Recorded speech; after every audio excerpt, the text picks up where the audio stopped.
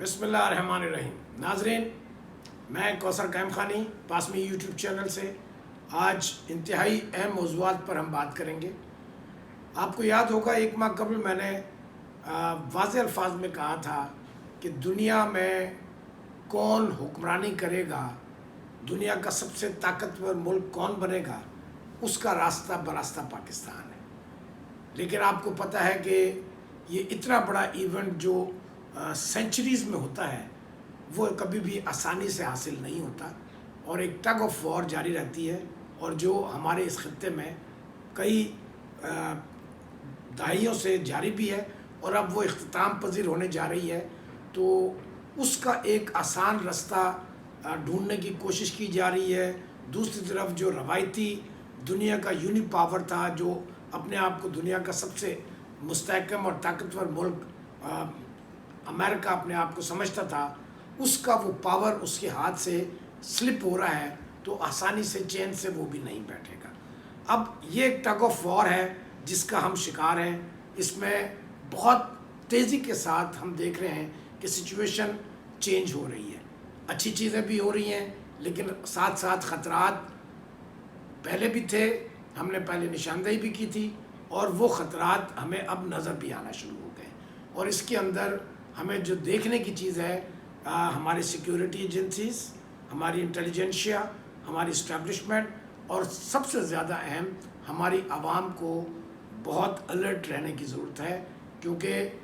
آپ یہ دیکھ لیں کہ پاکستان کی مستقبل کی لائن ڈرا ہونے جا رہی ہے کہ ہماری جنریشنز کس موڈ میں، جو 70 سال 74 سال سے ہم نے زندگی گزاری ہے، ہمیشہ ہمیں ایک قربانی کا بکرا بنا کر رکھا گیا، جب چاہا استعمال کیا، جب چاہا ٹیشو پیپر کی طرف پھینک دیا گیا۔ تو اب ہم ایک بہت امپورٹنٹ دوراہے پر کھڑے ہیں جہاں سے ہم اپنی قسمت کا فیصلہ خود کر سکتے ہیں، اور وہ خوش نصیبی سے اس طرف ہم گامزن بھی ہیں، لیکن رستہ آسان نہیں ہے۔ اور یہ کچھ عرصے کی اگر مشکل پہ ہم نے قابو پا لیا تو انشاءاللہ تعالی ہماری نسلیں ہمیں اچھے الفاظ میں یاد کریں گی۔ اب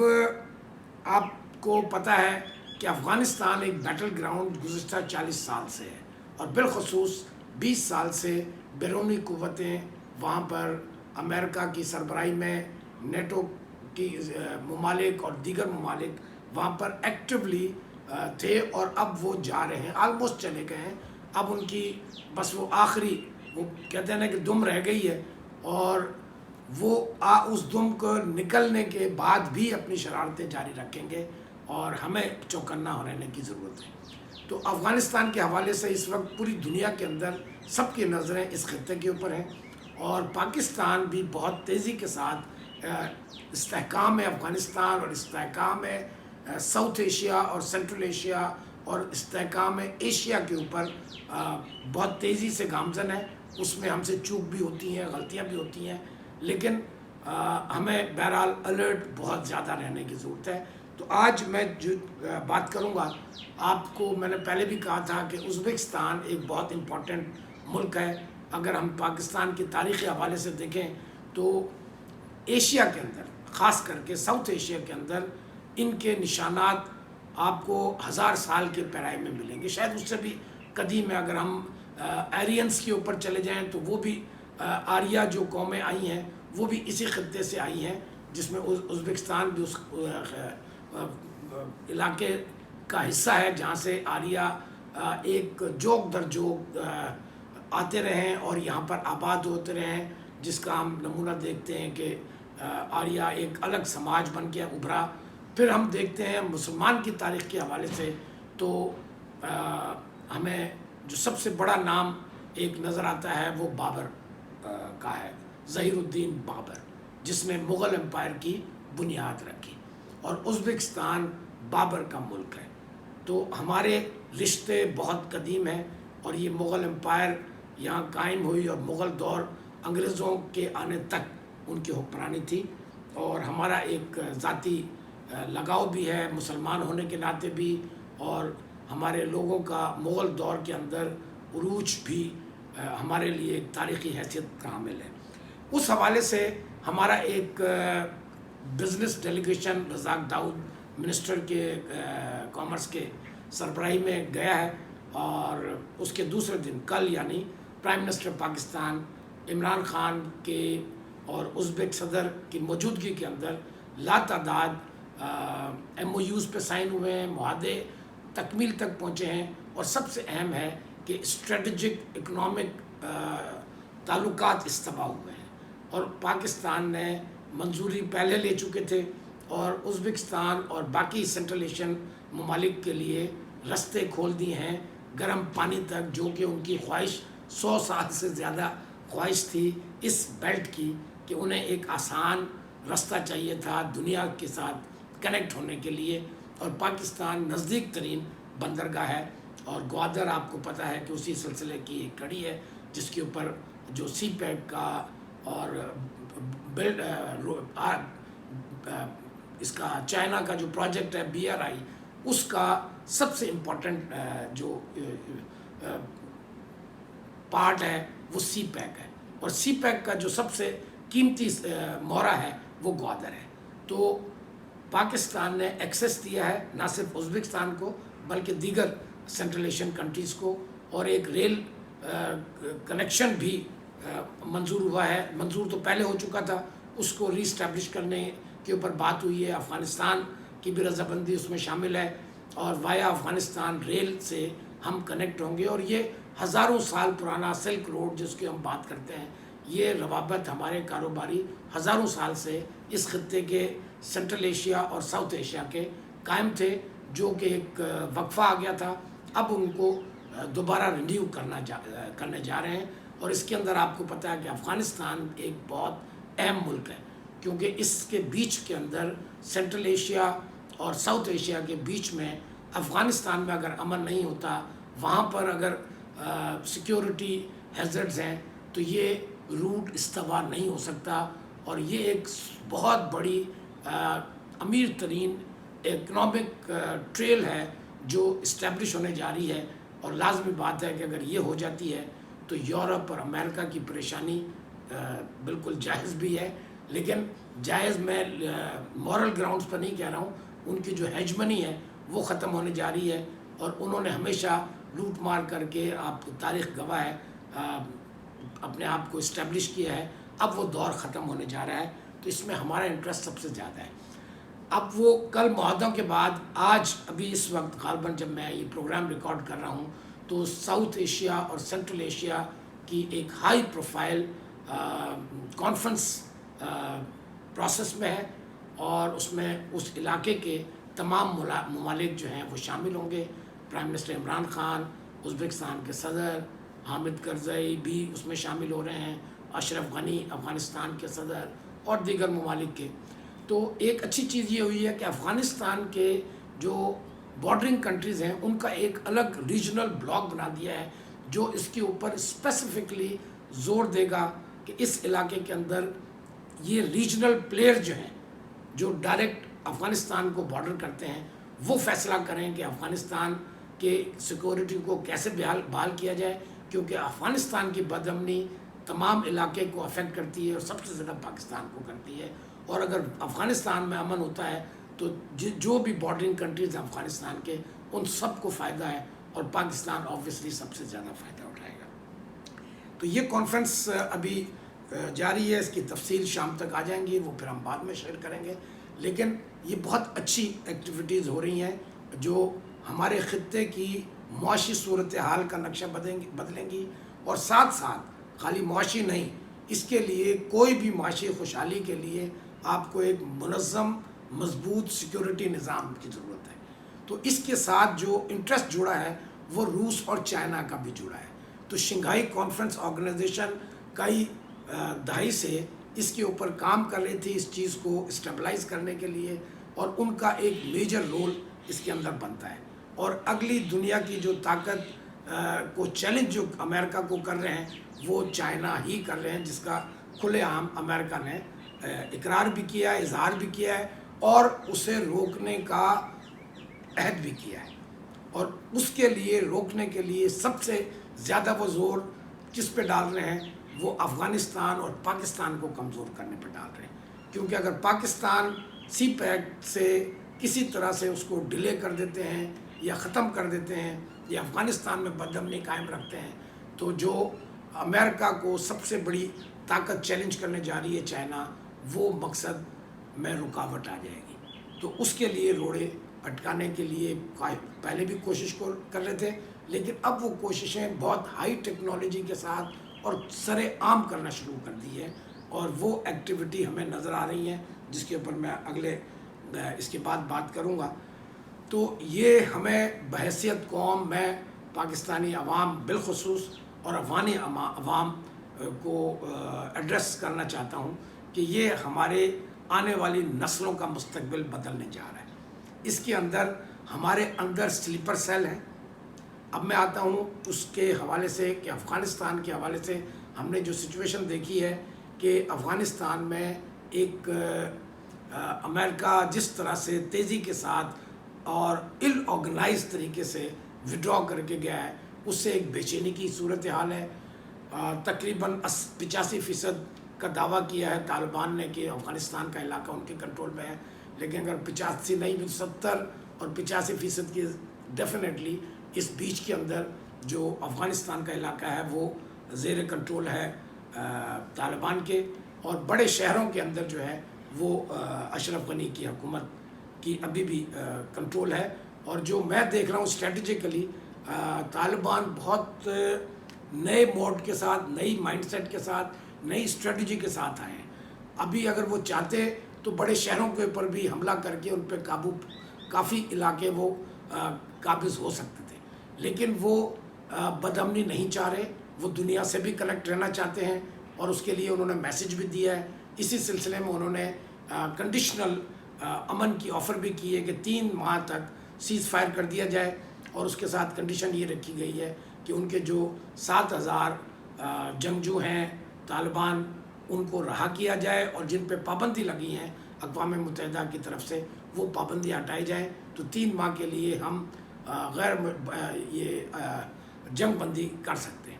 ابھی امپورٹنٹ چیز یہ ہے کہ آپ دیکھیں کہ نارتھ کے اندر جو چیک پوسٹ ہیں جو کنیکٹ کر رہی ہیں تاجکستان کو، اور دوسری طرف ساؤتھ میں اور ساؤتھ ویسٹ میں پاکستان اور ایران کے بارڈر کے اوپر جو راستے ہیں جو پاکستان بارڈر کو کراسنگ کرتے ہیں اور ایران کو کراسنگ کرتے ہیں اور تجارت وہاں سے ہوتی ہے، وہاں پر افغان طالبان قابض ہو چکے ہیں۔ تو اب یہ ہے سچویشن موجودہ۔ ابھی لیٹسٹ جو 2 دن پہلے افغانستان اور پاکستان کا جو سیکنڈ لارجسٹ ٹریڈ روٹ ہے چمن کے اوپر، چمن اسپن بلدک، یہ 2 شہر ہیں۔ چمن ہمارا آخری شہر ہے کوئٹہ سے، اگر ہم افغانستان کی طرف جاتے ہیں۔ اسپن بلدک ان کا پہلے، مجھے یاد ہے آج سے 40 سال قبل جب میں وہاں پر تھا تو اسپن بلدک ایک چھوٹا سا تحصیل ہوتی تھی، اب وہ ضلع ہو گیا ہے۔ اور اسپن بلدک بالکل اگر ہم چمن میں کھڑے ہوں تو ویسے بھی نظر آتا ہے دور سے، لیکن اگر بائنوکولر سے آپ دیکھیں گے تو بالکل سامنے اسپن بلدک چمن سے نظر آتا ہے۔ اس کے ساتھ چمن کے ساتھ ہماری بارڈر کراسنگ ہے، جہاں پر ایک مستطیل کی صورت میں ایک گاؤں ہے جس کے اندر باؤنڈری لائن وہ گاؤں کے بیچوں بیچ جا رہی ہے۔ اس گاؤں کی ایک خصوصیت یہ بھی ہے کہ اس گاؤں کے کئی گھر جو ہیں وہ افغانستان کا حصہ ہیں، اور اسی گاؤں کے ایک بھائی اس طرف رہ رہا ہے، ایک بھائی اس طرف رہ رہا ہے۔ پشتون بیلٹ کا یہ علاقہ ہے، تو یہ بارڈر کراسنگ کے اوپر یہ گاؤں ہے۔ یہاں پر طالبان قابض ہو چکے ہیں، اور کل انہوں نے کچھ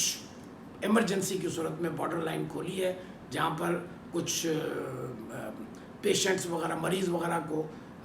جانے کی اجازت دی ہے، ابھی وہ بارڈر بند ہے۔ تو یہ ہے صورتحال افغانستان کی۔ اس پرسپیکٹو میں اگر ہم دیکھتے ہیں تو پاکستان 3 روزہ ایک کانفرنس کا اعلان کیا ہے۔ اس سے پہلے بھی افغان طالبان اور افغان حکومت اور امریکن ریپرزنٹیٹیو زلمے خلیلزاد یہ مذاکرات کرتے رہے ہیں۔ افغان طالبان اور افغان حکومت کے مذاکرات دوحہ میں بھی انہوں نے کوشش کی ہے، ایران کے اندر بھی مذاکرات ہوئے ہیں، رشیا کے اندر بھی کوشش کی گئی ہیں، لیکن ابھی تک کوئی ایسا جس کو کہتے ہیں نا کہ ہم بہت مائلسٹون اچیو نہیں کر پائے. اب پاکستان ایک میجر پلیئر بھی ہے اور پاکستان کے اچھے تعلقات بھی ہیں بالخصوص طالبان افغان طالبان سے بھی, اور افغان حکومت کے لیے بھی پاکستان نے ایک نیوٹرل سٹانس لیا ہوا ہے. تو اس کیپیسٹی کے اندر اگر یہ کوئی بریک تھرو مل جاتا ہے تو یہ میں سمجھتا ہوں کہ اس خطے کی تقدیر بدلنے والی بات ہوگی. اور ہماری دعائیں ہیں کہ یہ جو کل سے 3 روزہ کانفرنس ہونے جا رہی ہے وارنگ گروپس کے بیچ میں, افغان حکومت جس میں حامد کرزئی بھی آ رہے ہیں, افغان صدر اشرف غنی نے بھی حامی بھری ہے, طالبان لیڈرشپ نے بھی حامی بھری ہے, تو ہمیں سب کو دعا بھی کرنی چاہیے اور کہ ہم یہ پیسفل کوئی سلوشن نکل آئے. اب یہ سب اچھی اچھی چیزیں ہیں اور یہ تکمیل تب ہوگی کہ جب ہم اپنی آنکھیں کھلی رکھیں. ہماری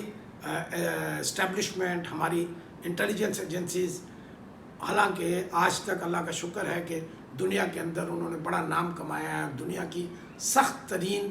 جنگ کامیابی سے لڑی ہے اور کامیابی حاصل کی ہے.